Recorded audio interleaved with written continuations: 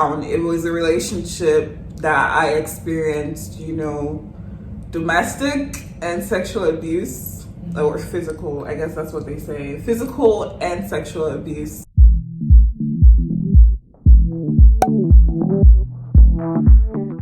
Hi guys, and welcome back to Stephys Planet. Oh my goodness, I missed you guys and I'm happy that you're here. I have a special guest. She's going to introduce herself. Make sure you give her a warm welcome in the comment section. All right. Okay, hi guys, my name is Dupe, but people call me Dupe, Mo, whatever you want to call me. But thank you so much for having me on this channel. I'm low-key scared, but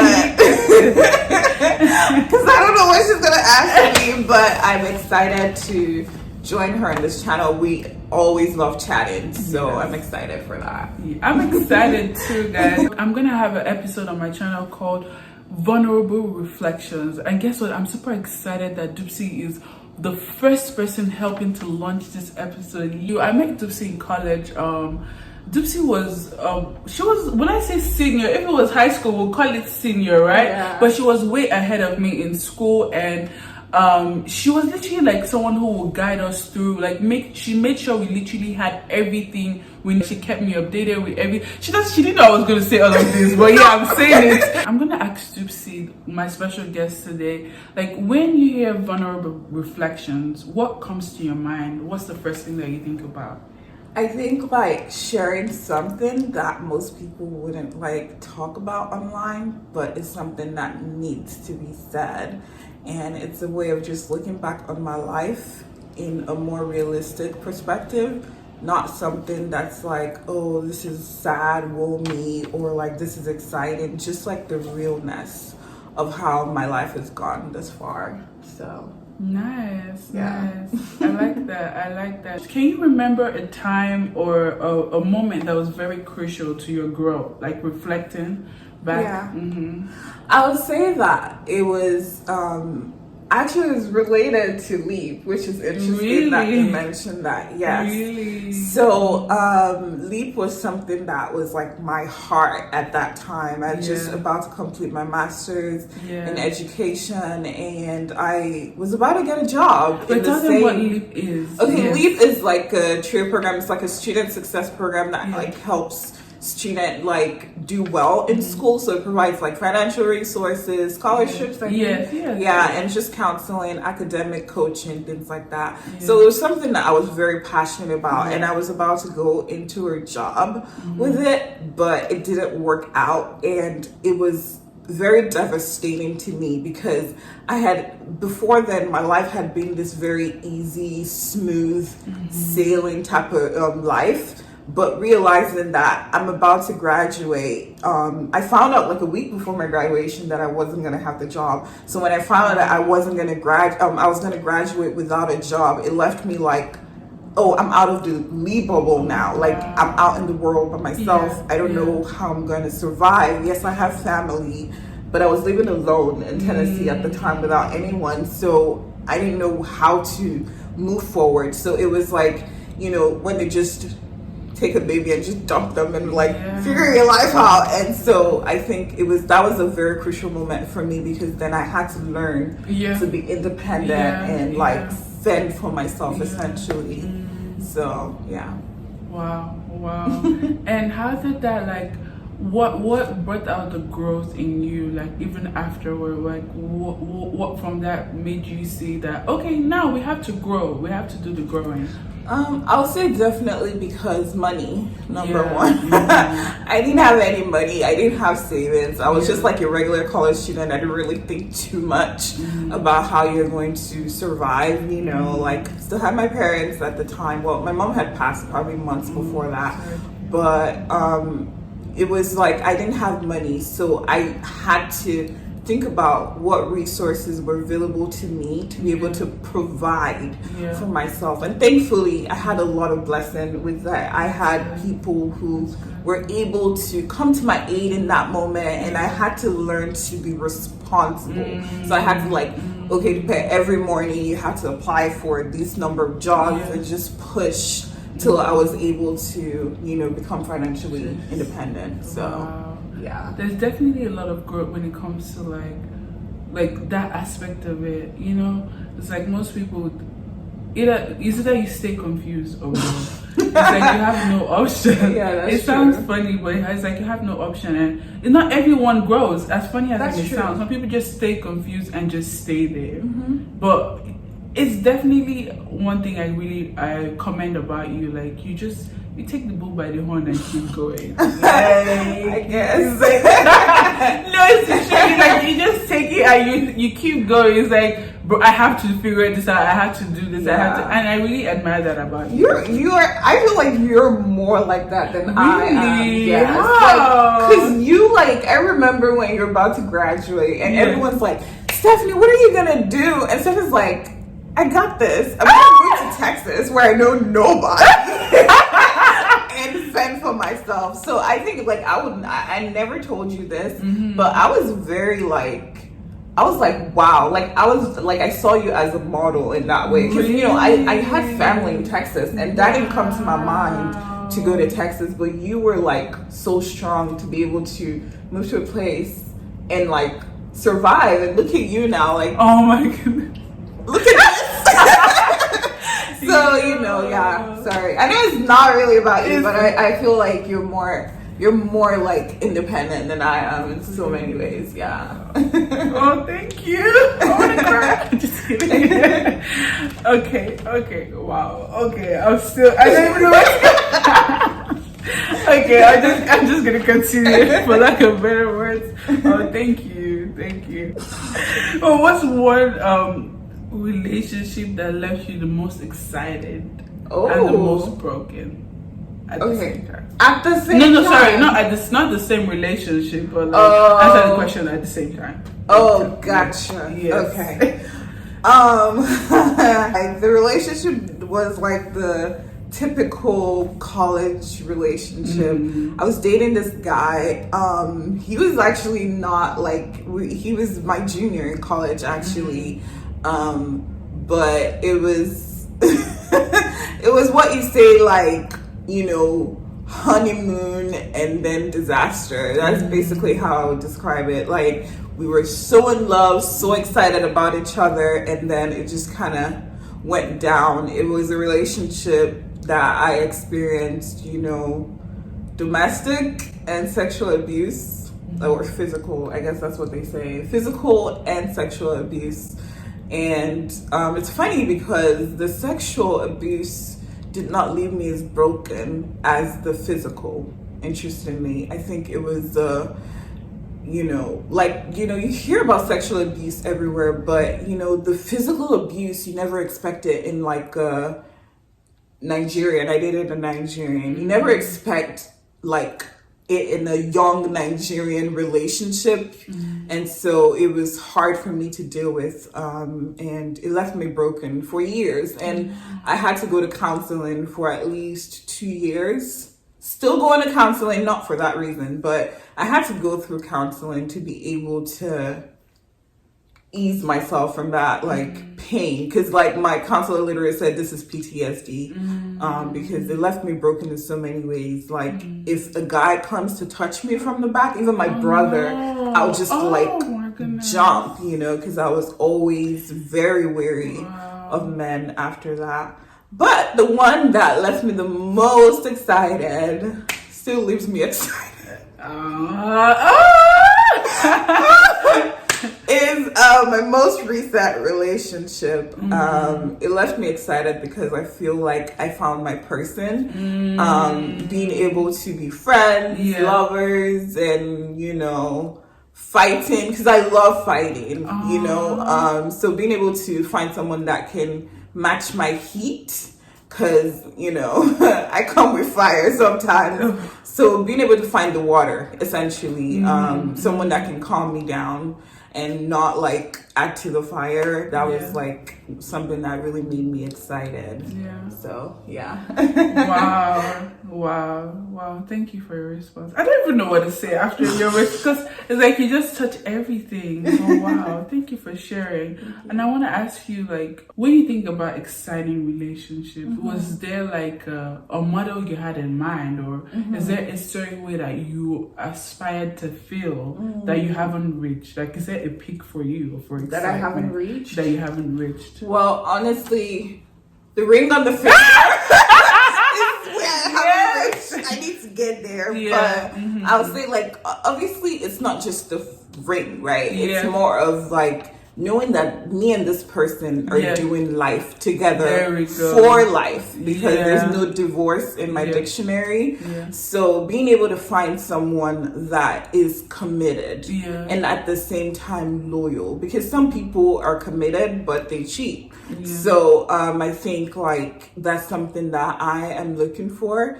But also in terms of excitement, is someone that we keep dating even though we're married. I think that's very important. Is like, you can't just marry and like just forget that, you know, you still have to maintain the love that you had, you know, when you were younger or when you were still dating. So I think that's like stuff that I'm still like reaching for and hoping for. It's gonna come. It's gonna come. Amen. It's gonna come. I have faith that I believe it's gonna come. Even for me too. Like, if you see in my mind, I'm like, okay. But definitely, I always believe at the best time, the right time. You know, when it happens, it happens. You know. I definitely believe that, you know, sometimes when it happens before time, like, there's no timing to this thing. Sure. And when you think, oh, it happened before time, you realize that not every marriage that we aspire, oh, she married at the age of 20, this thing. You don't really know how to end. You don't know where it's gonna stop. You don't know how it's gonna go. So I believe everyone has a different story. And most especially, like, you don't know what's going on in the marriages that you're aspiring to. You know, people look perfect outside because nobody's gonna come air their dirty laundry. You know, so I didn't have like the best model growing up. I'm not sure if this is taken away from your questions, but I didn't have the best model of a relationship. You know, my mom and dad separated. They waited for us to all go to school, like go to university. So, you know, but we knew there was like things that were off. So I didn't have the best model of like, this is what I'm looking for. And so I feel like my relationship life was like testing, like, okay, that didn't work for me, but I'm gonna take what this person has and hope for it in the next person, and then the next person doesn't have it, and it's just like, it was a whirlwind for a while. But I think I'm more grounded, almost 30, so I know what I'm looking for now. There we go. There we go. That's the comfort I have when it comes to, like, you know, marriage relationship is like, once you know what you want, I feel like it just, and you're also becoming what you want to be and knowing what you want. There's nothing that suppresses that. You cannot be deceived by at that point. It's like you can't be deceived, because you would know that even from knowing what you want, you would notice things you don't want super easily. It's like a mind thing, you know. And obviously, without God, I feel like this is like, don't bring this. But what do you think though? Like, I feel like even in that process of becoming, it's more like, you can't do it all by yourself.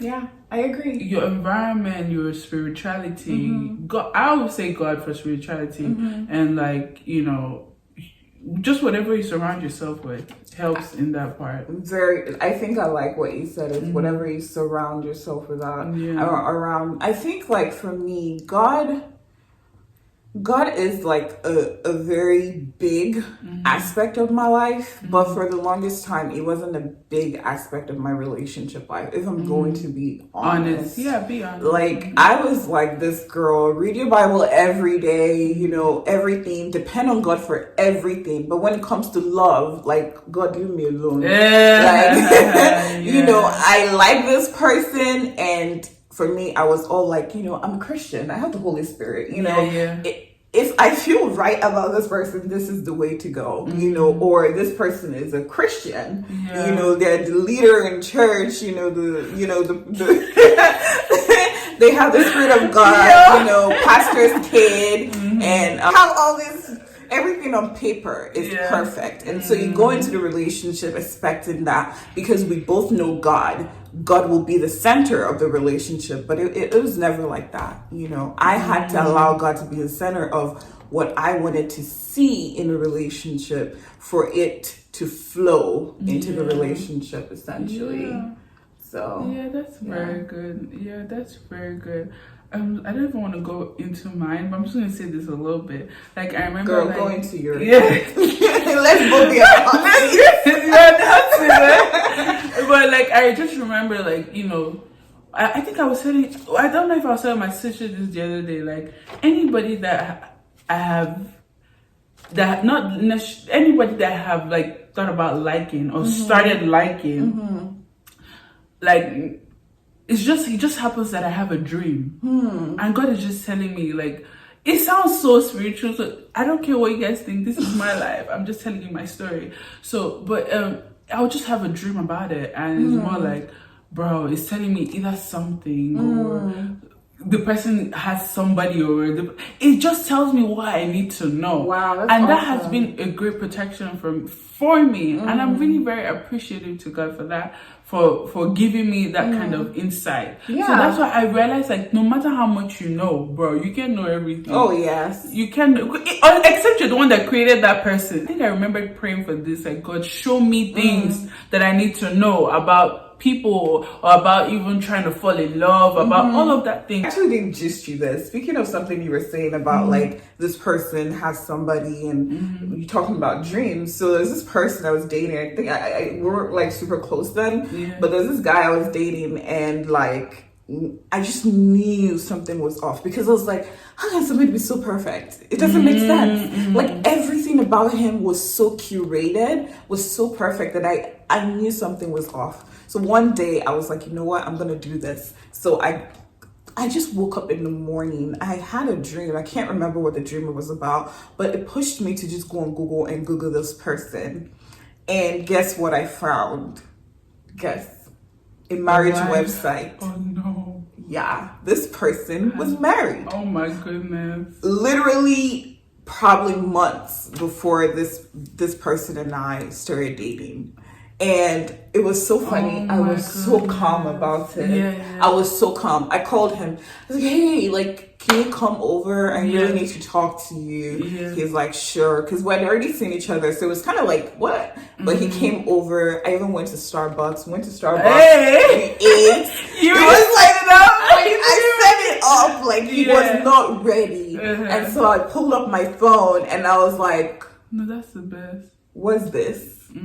And, you know, it was a shocker to because, I mean, of course he denied it, like, oh, we're separated, blah, blah, blah. I mean, obviously that was the demise of the relationship, but it was kind of, you never know. You really never. So yeah, Google your guys. Yeah. That's the moral lesson. Exactly. And guys, story. Google your girls. Google your girls. Girls, Google your guys. We're going to a different topic now. So before we go into these questions, what do you think about church hurt? God, that's like another aspect of my life. Church hurt is worse than people think. You know, you hear church hurt and you're just like, oh, this person annoyed you, so you went to a different church. No. Church hurt is like, it can make you become an atheist. That's how bad church hurt is. And when I hear it, I obviously related to my church hurt, but I think one of the things that I learned the most was church hurt doesn't have to lead to you falling out with God. It just helps you find the right type of people that are Christians to be around. But it's awful. I wouldn't, and I think it made me realize that pastors are people too. You know, that's just the truth. Like, they make mistakes, and nobody should be a model. Like, I won't say nobody should be a model of how God is, but I would say like God should be a model of, like, Jesus should be a model of how God is. I don't know if that makes sense. Like how Jesus was on earth should be your primary model. How have you experienced it, and how has it affected you? I mean, church hurt. I think church hurt was something I wasn't expecting because, like I said, I modeled pastors and all these people at the top. But it was it affected me greatly because I take my relationship with God very seriously. I was that person in church. I mean, I was a cell leader doing like evangelism since I was like 15 or something. So coming into America, I kind of went into that same whole like, you know, gung-ho for God and like speaking to people. But then I was in this church where they were good. They're still good people that took me on their wing and cared for me and basically helped me like become more of the Christian that I wanted to be. But the problem came when they realized my less than perfect aspects of my life. It's still related to the whole relationship, sexual abuse, whatever. So essentially the person was dating two people and like, you know, moving around it, you know, smoothly. So when I found out was when everything blew up. Because as soon as I found out, like I told you, I have heat. I come with fire. As soon as I found out, probably days after, I went to the girl and told her, hey, did you know that your so-called boyfriend is doing blah, blah, blah? And she was obviously surprised. First, she didn't believe me because apparently, anyways, she didn't believe me. And so obviously I came with receipts and, you know, shared everything. And because me and this person were in a church fellowship, we're like leaders in the church, obviously the pastors heard. And then we had the meeting. In this meeting, oh my God, it was one of the worst experiences of my life. And I'm not kidding. It had me and the guy with a bunch of church leaders. Basically just, you know, someone literally said, I have the spirit of Jezebel. A pastor said, I need deliverance.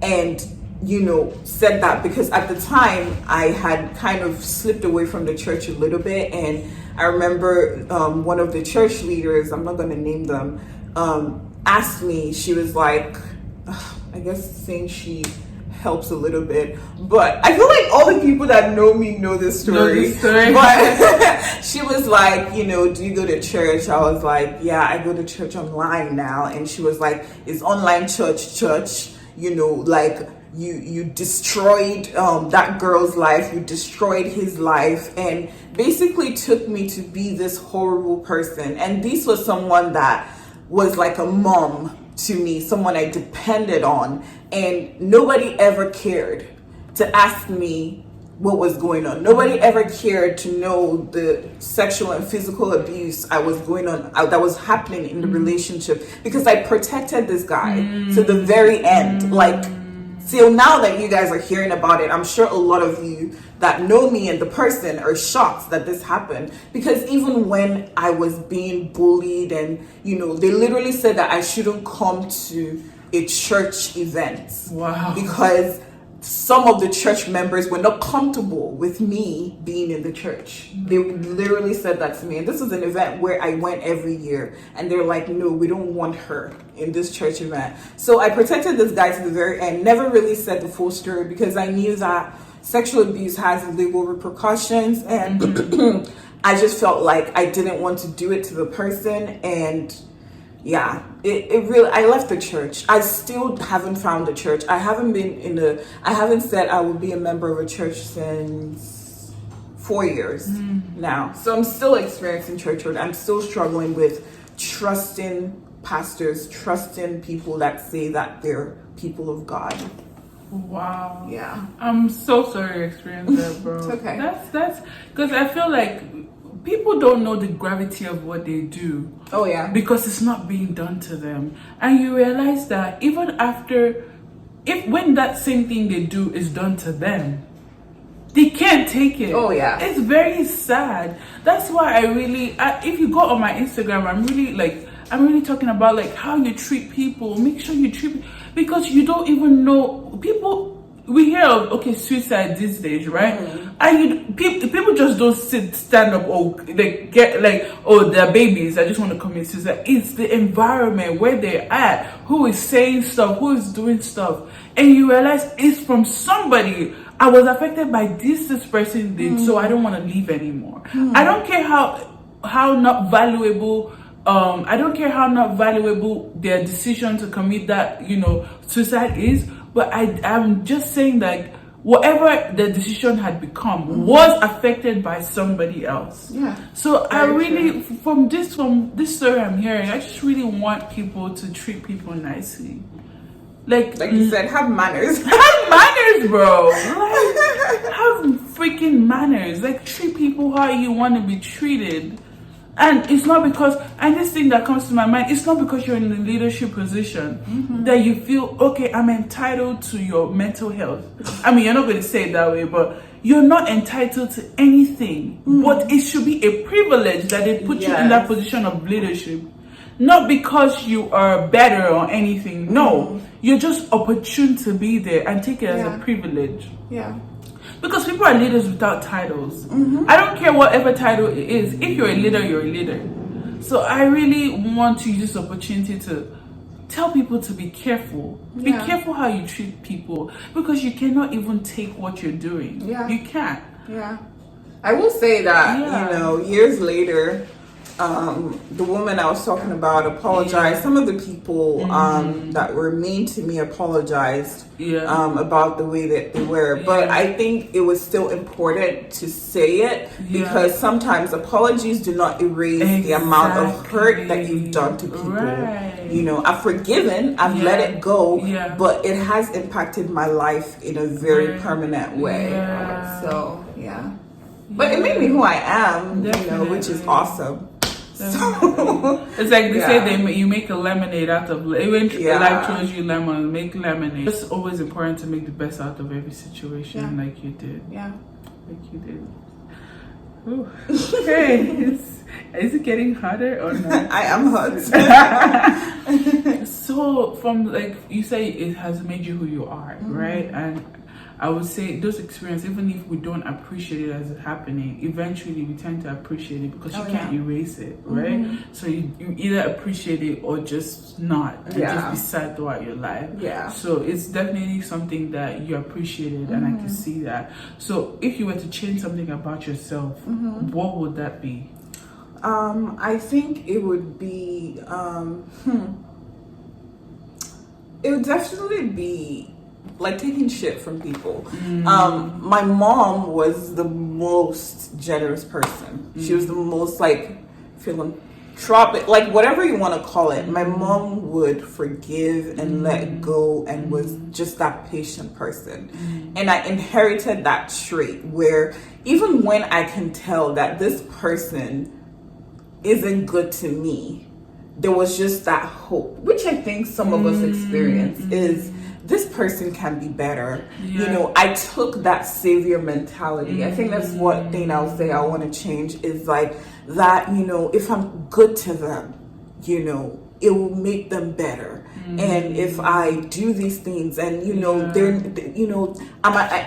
I studied psychology for years, so I knew that this is something that they didn't do to themselves. Sometimes it's a childhood thing, it's the way they grew up, it's the environment, like you mentioned. So I was always so forgiving of things, because what people don't know is that the sexual abuse happened a year before I actually ended that relationship. Wow. And it's funny because one of the church leaders was like, why didn't you leave? And even his sister was like, why did you take that from him? But it was this, he begged for forgiveness. He was so sorry. And it was like, oh, this person didn't mean it. This person has a problem, and go seek counseling. Let's do this together.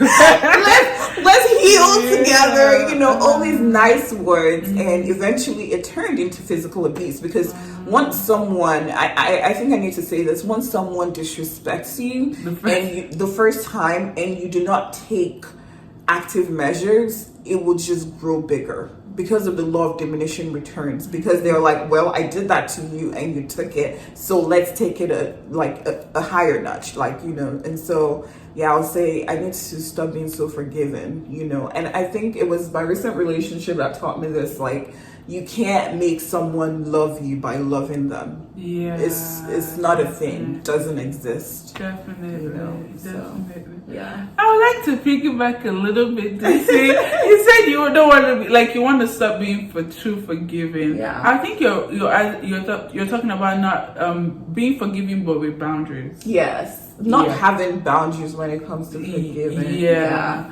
So just taking everything. So it's like they say, I forgive you, but doesn't mean you have the same spot in my life. Exactly. Like Exactly. Yeah. You know, I've lost a lot of friends over the years because I wasn't willing to hear which is interesting, right? I was willing to cut off so many people, but when it came to relationships, like I said, I was so forgiven of a lot of things that I was like, I wish I could cut off this person. But once you give someone your heart, it's hard to just release and let go. And that's something that I really struggled with. Make this its own thing. But I had a hysterectomy, and so not being able to have kids the normal way, you know,